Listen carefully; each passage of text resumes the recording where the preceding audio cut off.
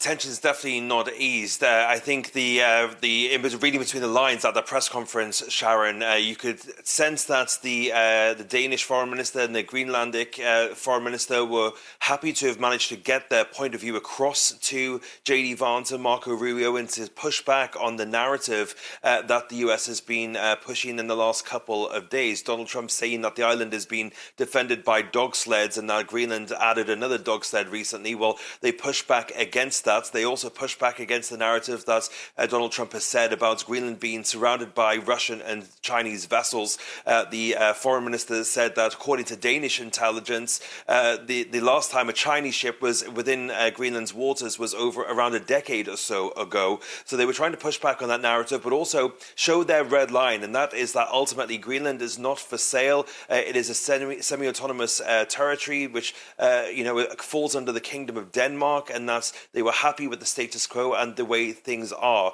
The foreign minister from Denmark said that there are still fundamental disagreements and that they agree to disagree.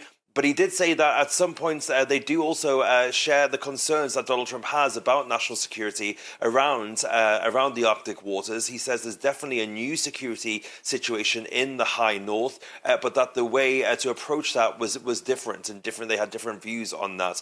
So they were agreeing to sit down to have a high level meeting. So effectively, this was more of a meeting about having a meeting. But they do believe that they'll come to some kind of understanding about the two positions, but ultimately that the red lines that the Danish kingdom has and Greenland has must also be respected, as well as the concerns of the president.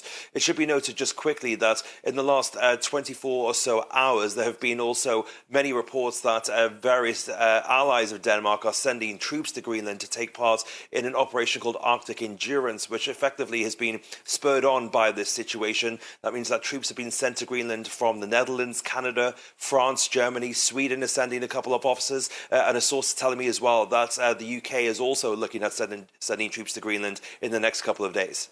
And Fraser, let's talk then about the US reaction to all of this. We heard a little bit from Donald Trump just before we came on air saying something will be worked out when it comes to Greenland. So where do you think things actually go from here?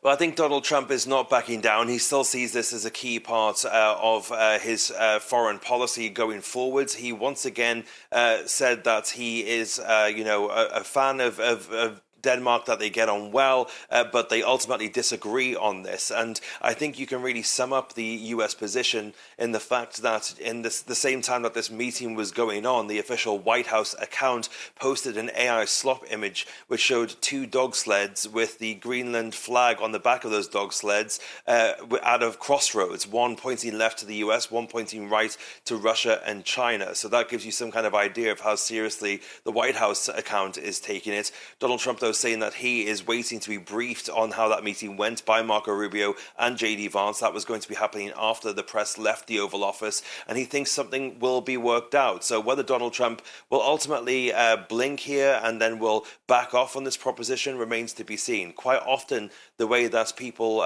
handle Donald Trump on the international stage is that they kind of wait for the eye of the hurricane to pass over them and hope that he gets distracted by some other event, and then he kind of forgets about this. But it should be noted, Donald Trump has mentioned Greenland many times over the course of the last year, even during his first term, so it might not be going away anytime soon for the people of Greenland and the people of Denmark. Fraser, for now.